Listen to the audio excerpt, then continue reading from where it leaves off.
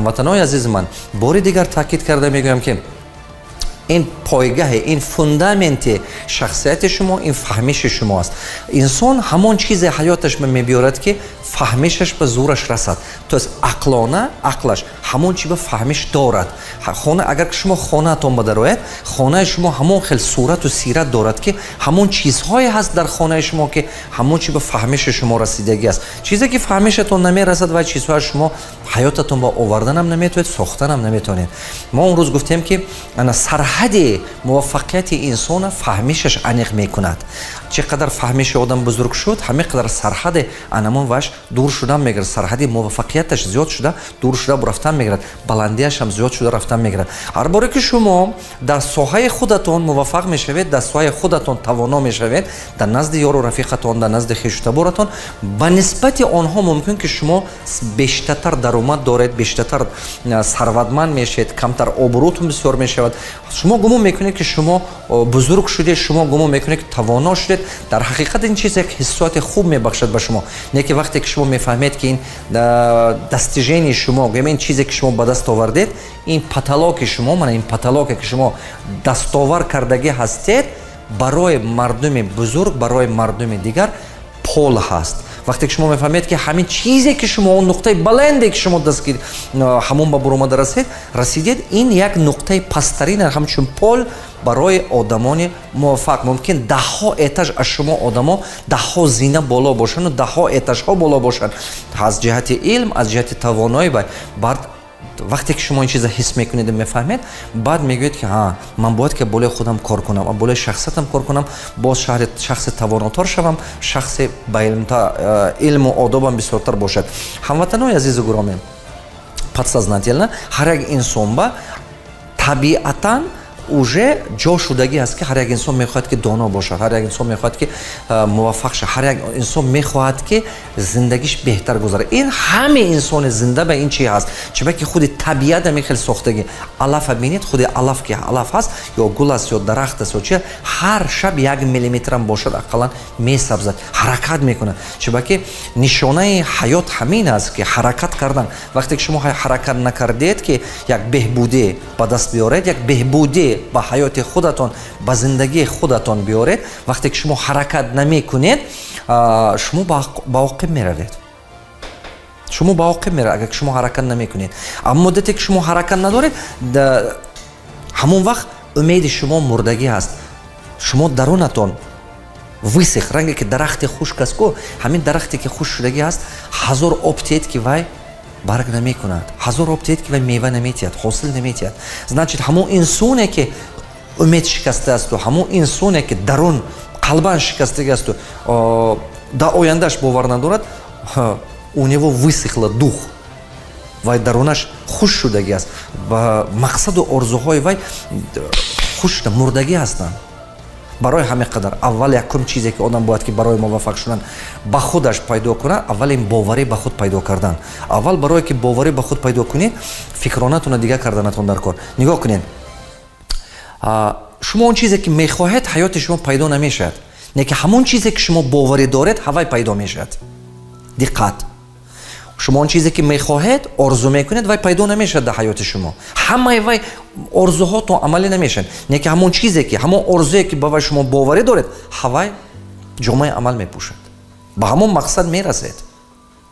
دقت کرده استید، شما همون مقصدها، همون چیزهای حیاتتون با دسترس کردن میتونید که همون چیز برای خودتون شما реальный حساب میکنید. Человек достигает только те цели, которые считает для себя реальными. انسان فقط همون مقصد برسیدن میتواند که برای خودش همون چیز ریال حس کند. گفت که همین چی برای من ریال نه، من این کار کردن میتوانم. با خودش باوری دارد برای همون کار ساختن کردن. برای همون اول شما باید که با خودتون باوری کردن سازید. برای که با خود باور سازید، اول فهمش ثروتمندی، فهمش چمپیونی، فهمش توانایی تربیت کردن در کاره. بعد شما همون چیز حیاتتون با ساختن میتوانید. هموطنان عزیز گرامی، در درس‌های گذشته من درباره یک چند تا فکرانه کمبغلا، فکرانه ثروتمندها گفتم. یکی از مشکل‌ترین فکرانه که هست، از 55 تا فکرانه که من یافتم در مدت 22 سال کارم، فرقیت مردم کمبغل و ثروتمند، یک تا که همین هست، همه مشکل‌ترین این نخواتکا، то есть мардуми камбагал фикр мекунад фикри норасое. Фикри во фикри норасое аст. Доимо фикри норасое мекунад. Мардуми сарватманд фикри изобилия. Фикри чи? Фаровоне. диққат кардестед. Ма ҳамон дарс ба гуфтагӣ будам ки куртае ки ману шумо мепӯшем, дорое ки ману шумо мехарем, телефоне ки ману шумо гап мезанем, хонае ки ману шумо зиндагӣ дорем, ҳамин чиз як вақте фикри як инсон буд. ин чизҳо табиат сохтагӣ нест. Инҳо ҳамаш фикри як инсон буд. Мана ин доска набуд, мана ин парта набуд, мана ин чизҳо набуд. Ино инсон. Инсон сохт. Анакун ба туфайли чӣ сохт инсон ҳамин самолёту, мошину, телевизору, компютер? Ба туфайли фикронааш.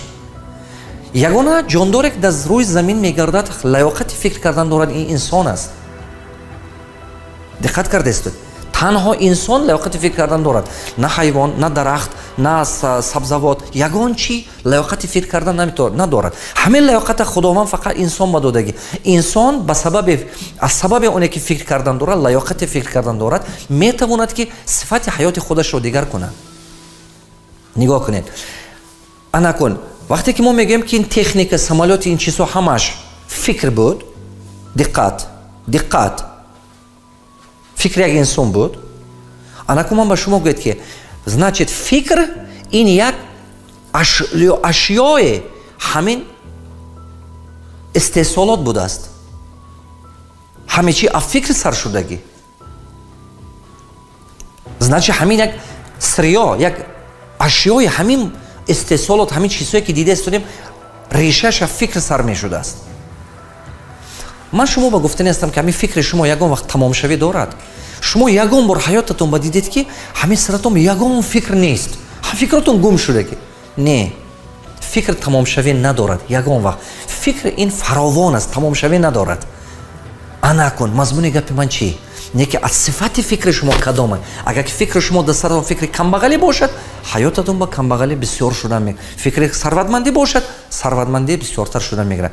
шумо барои фаҳмида гиред ки сарвати ин дунё тамомшавӣ надорад. чиба ки фикри инсон тамомшавӣ надорад. вақте ки то рӯзе ки инсон фикр лаёқати фикр кардан дорад ва ягон дигаргунӣ месозад. ин чӣ гуфта гап? вақте ки шумо ягон мушкилӣ ба меафтед, шумо пул наковед. вақте ки мушкилӣ ба меафтед, шишта фикр кунед. шишта фикр кунед. роҳаша албатта меёбед. ягон мушкиле нест дар ин дунё ки ба ғайр аз аҷал, ягон мушкиле нест ки вай ҳал надошта бошад. ба ғайр аз аҷал, тақдир ки ҳамон рӯз ба наоварда бошад, ягон мушкиле нест ки роҳи ҳаллаш набошад. ҳамин мушкиле роҳи ҳаллаша меёбад. чиба ки фикри инсон тамомшавӣ надорад. фикри ягон вақт тамом намешавад. шумо доимо агар ки ҳамин фикратона истифода кардан гиред, дастатона не. мардуми камбағал бисёртар дасташа истифода мекунаду фақат меҳнати сиёҳ мекунад. ана ин фикраша истифода намекунад. барои вай тараққӣ намекунад. барои ҳамон фикраш хом мемонад. ранги корди кунд ҳаст ку корд кунд. фикронаш анамон хел мемонад. пешаш ба он проблема ҳаст, ҳал кардан наметод. чиба ки вай умственный лен, умственный барьер. чиба ки ҳамона истифода набурда истодааст.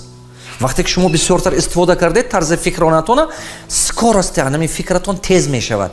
мисол пештартар агар шумо як ҳафта ба ягон решение қабул мекардед, анаку мебинед ки як рӯз ба, баъд як соат ба, 10 минут ба. баъзе решение ки шумо қабул мекунед, қароро ки шумо интихоб мекунед, $100 местад, баъзеш $1000, баъзеш $100,000.